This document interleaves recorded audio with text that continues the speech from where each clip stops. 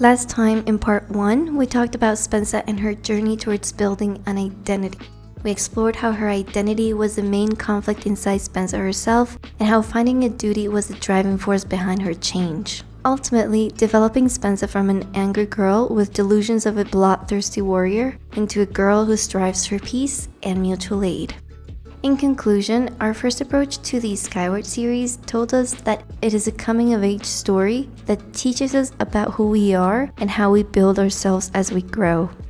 In this part, we will move on from the individual themes of books 2 and 3 and center on books 1 and 4 and why those two books establish different themes. We will also be looking at the world building and the magic system to see how it all fits together. Without further ado, let's start.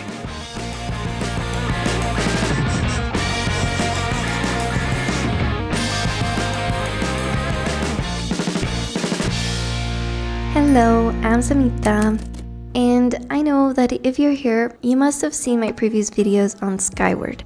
But if you haven't, consider watching them to have a full picture of what we're going to talk about here. These ones here on the screen are mainly about an analysis of the themes, while these have some commentary on set themes. I will link them all in the description. And that's it.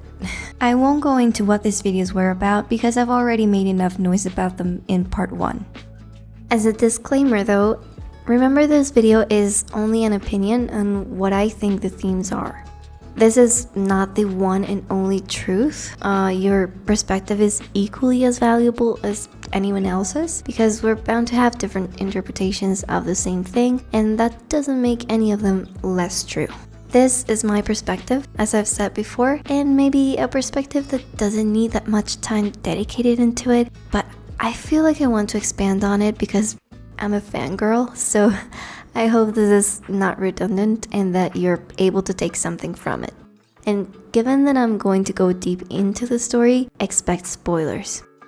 That being said, let's go.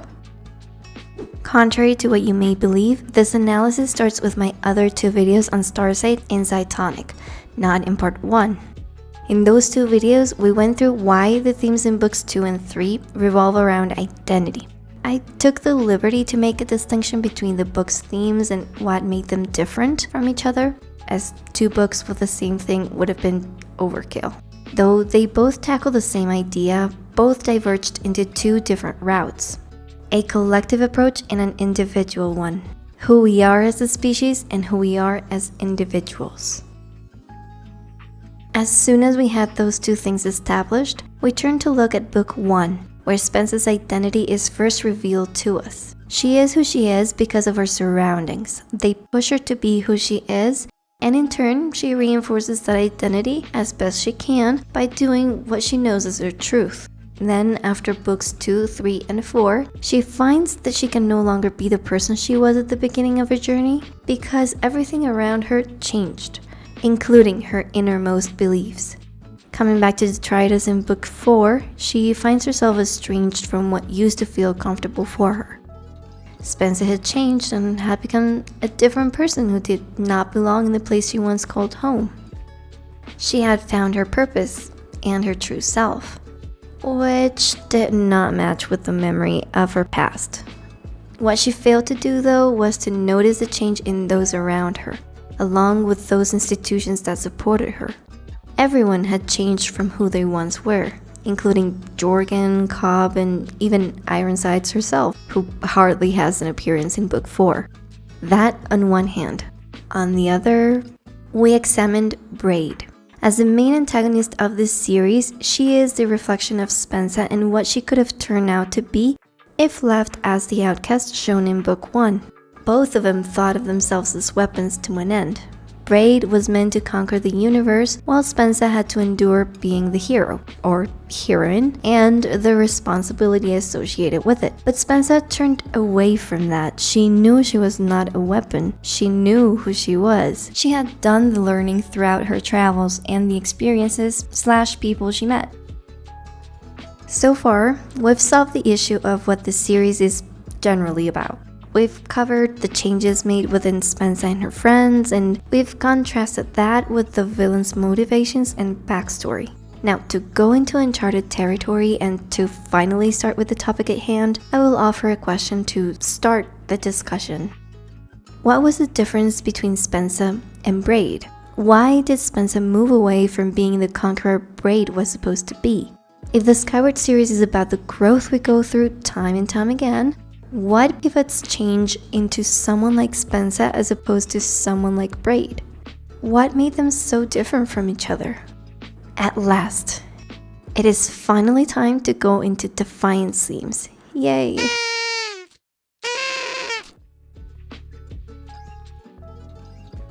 The one thing that sticks out the most whenever one thinks about the end of a series is the ending itself, right? At least that's the case for me. The ending can make or break a series. It's the reward you get for enduring X amount of books, or episodes if you will. It's where every conflict is resolved and hopefully it would act as a satisfying closure. Defiant, fortunately, did that right. The ending was a perfect conclusion to the series as it offered its final scene to drill the point home. That iconic moment where Spensa on the Skyward flight intercept Brade and deliver that last shot to defeat her.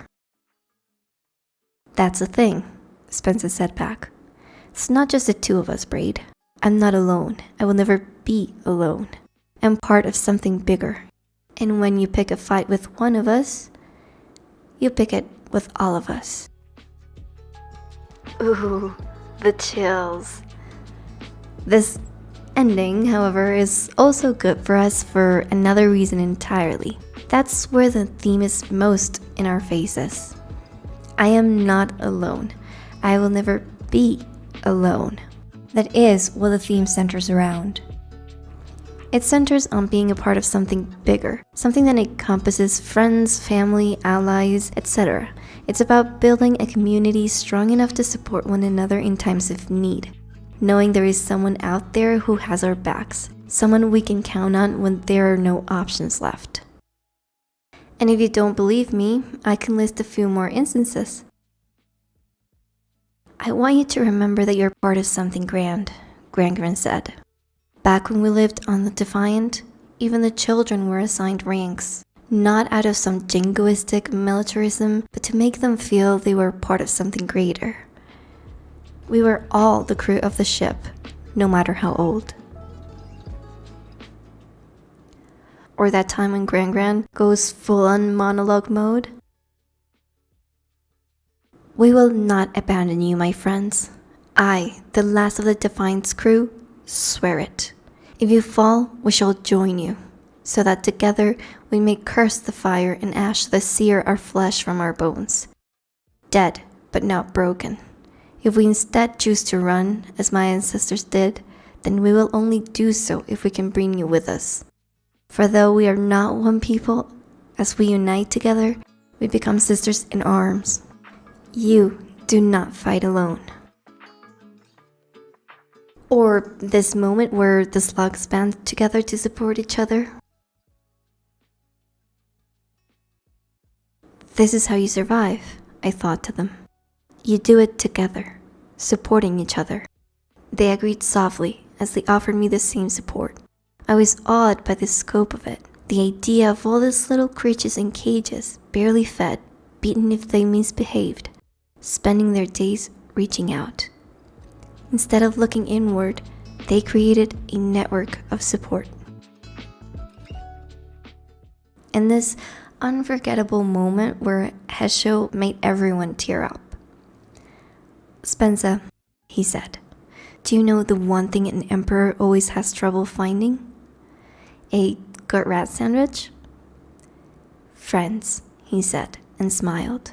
On my planet, I could have no equals, because no one dared treat me as one, and I never dared expect them to. When I vanished, they mourned me, but did not grieve. Then you found me, and you refused to let me stay lost.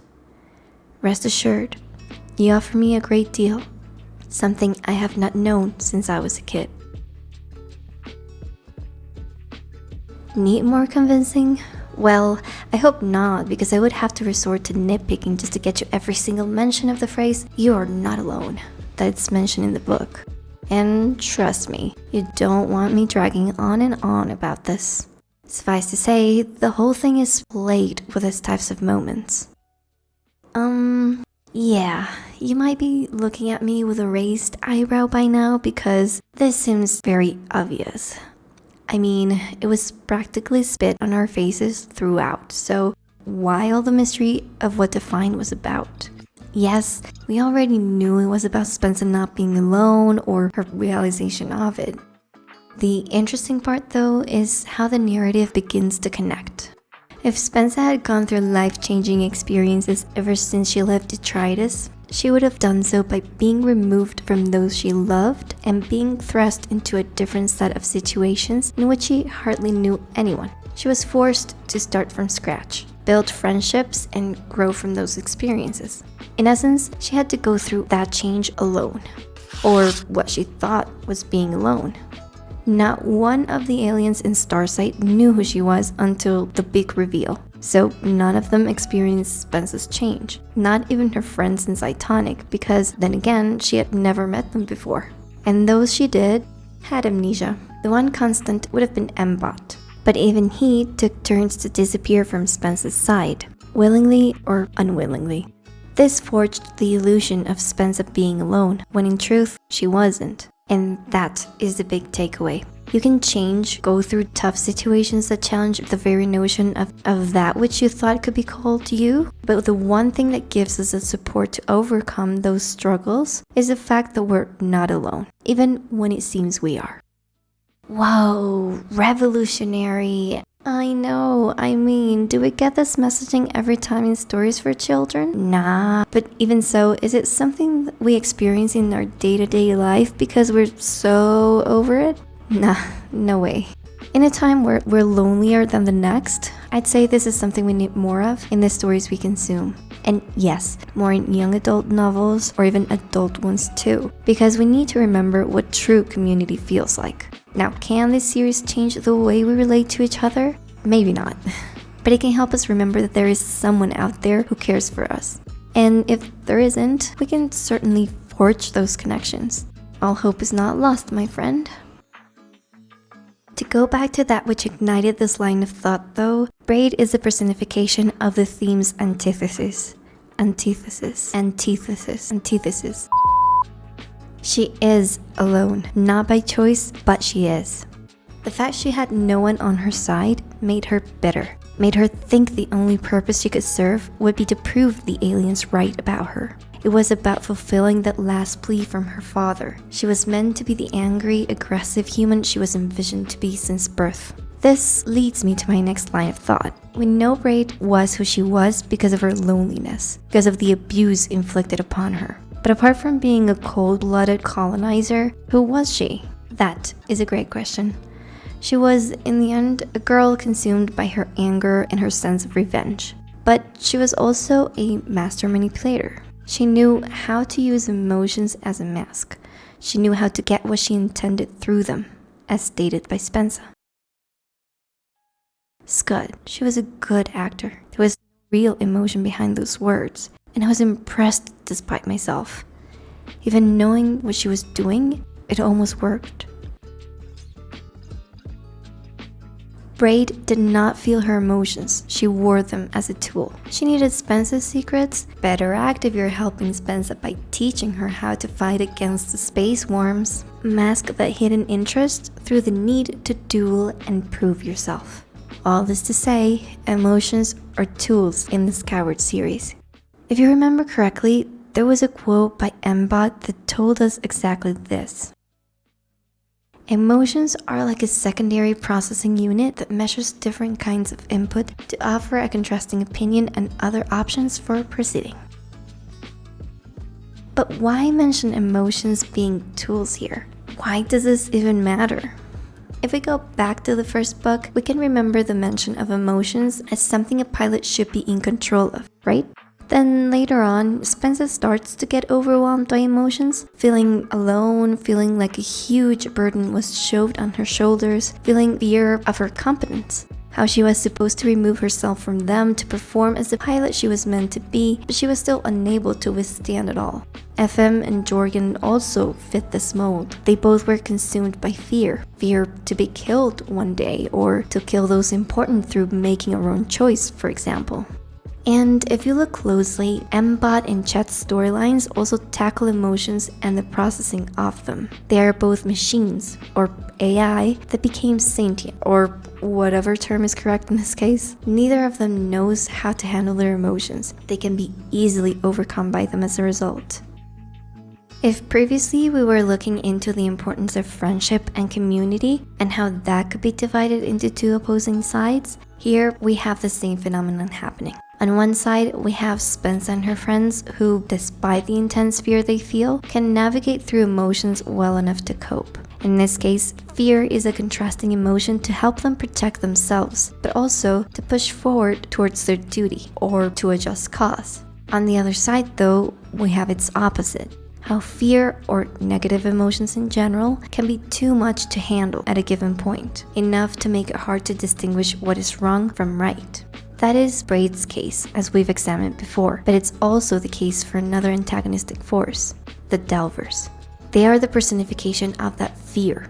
They are terrified enough to hurt, terrified enough to eradicate anyone else that isn't them. They're afraid of emotions themselves.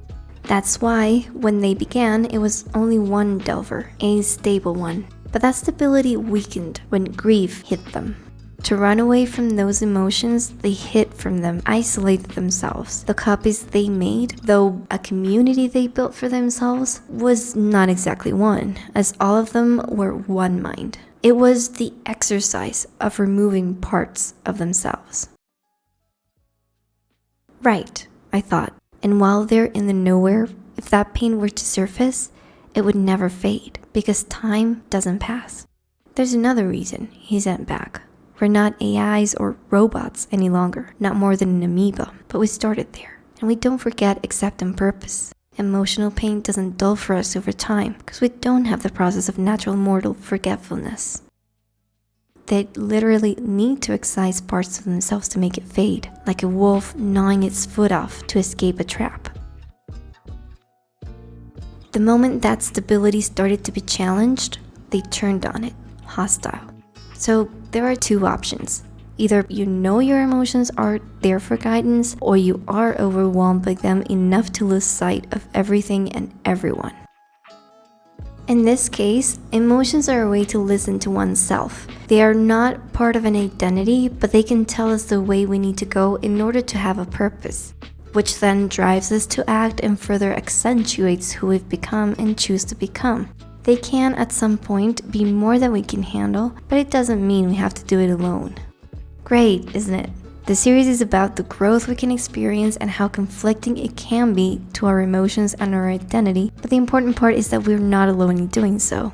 Why? Because fear can be overcome by love. How were the Delvers defeated, or rather, turned to the good side? The love of the oppressed, slugs, found the souls of the broken, Delvers, and the result was light. In the end, it was about feeling the emotions, feeling them and sharing them, to bring empathy towards the other, just as the slugs did countless times before. This time around, though, they did it towards the Delvers. It was never about control or protection, as fear drives us to do. It was about love and connection.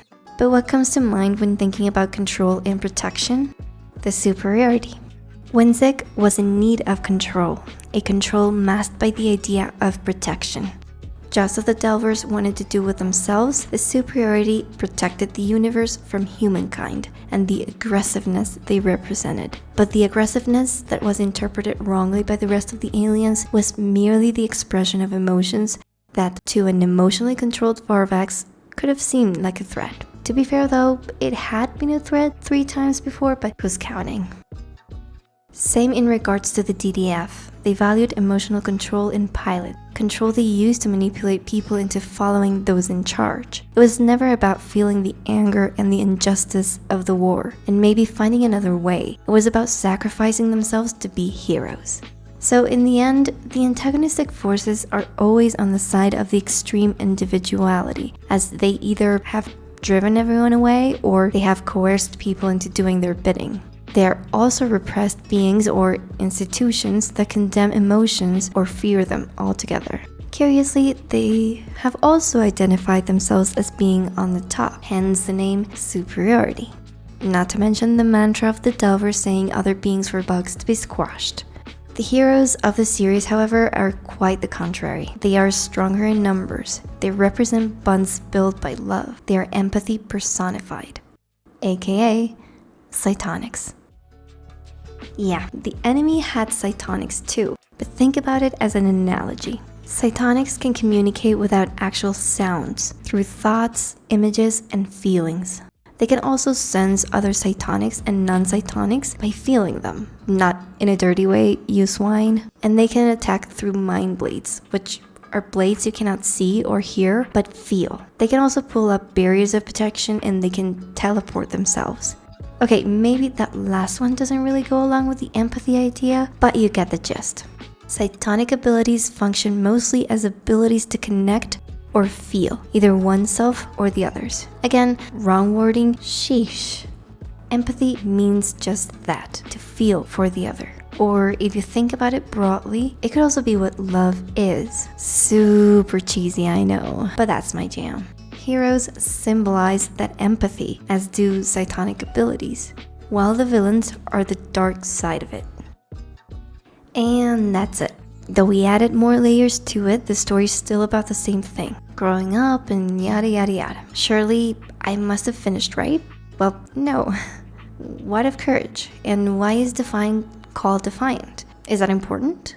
My answer is yes, it's important. And more than important because it's the name of the damn book, so make way for my favorite part. Okay, it's a close second to the slugs comforting Spensa and the Delvers because I cannot think of anything more beautiful than mutual aid. But yeah, my next favorite involves what we're going to talk about next, courage.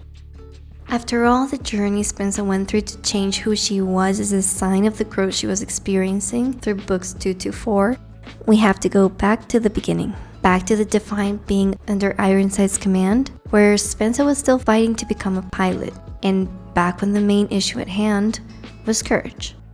Everyone was obsessed with courage, in one way or another. Spensa was the obvious one here, but even those who opposed the idea lived to see it abolished, much like FM or Cobb. But to what end was this helpful to the overall series?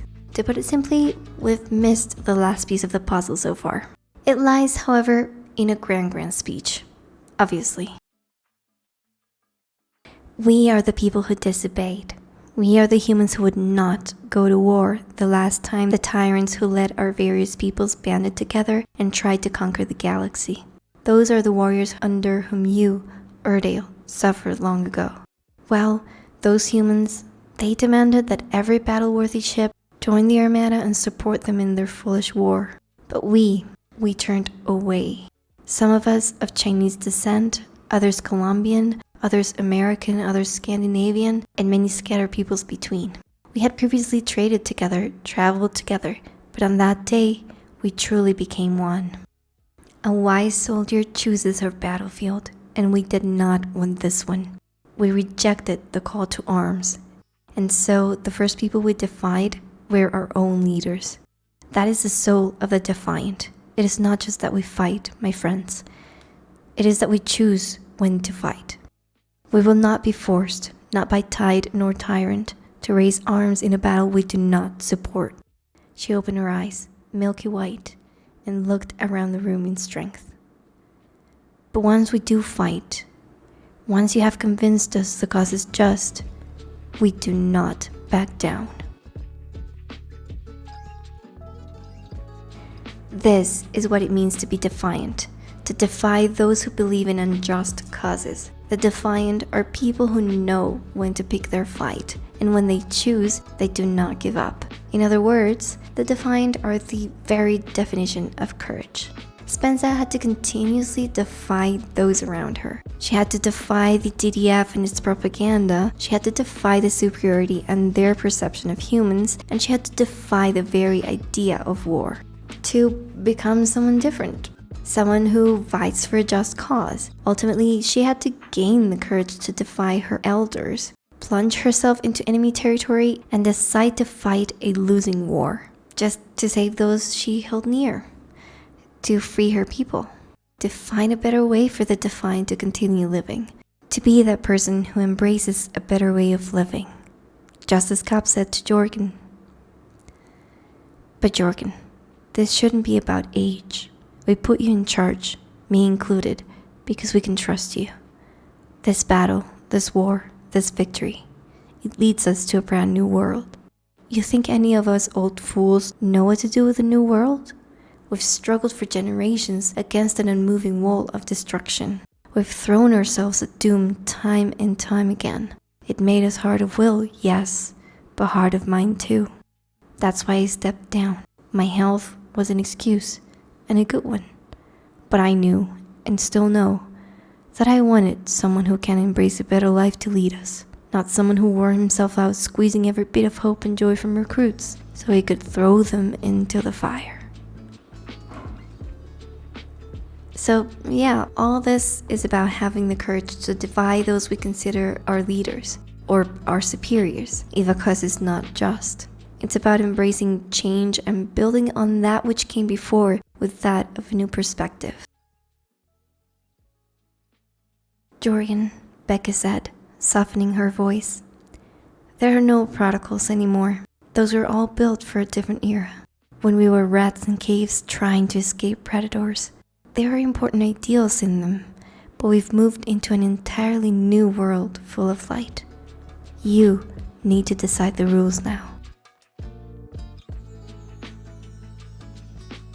In the end, if we take all that we've explored during these past videos, we can conclude one thing. The Skyward series is a coming-of-age story that explores how maturing means that we are bound to change who we are and what we believe in when thrown into difficult situations. But even then, we must face them with courage. Courage that can defy deeply rooted beliefs and build on them with a better and much healthier perspective. The one thing to remember though is that we're not alone in that ride we call life. There are others just like us. That's why the last book is called Defiant. It's an identity, but also a way of life.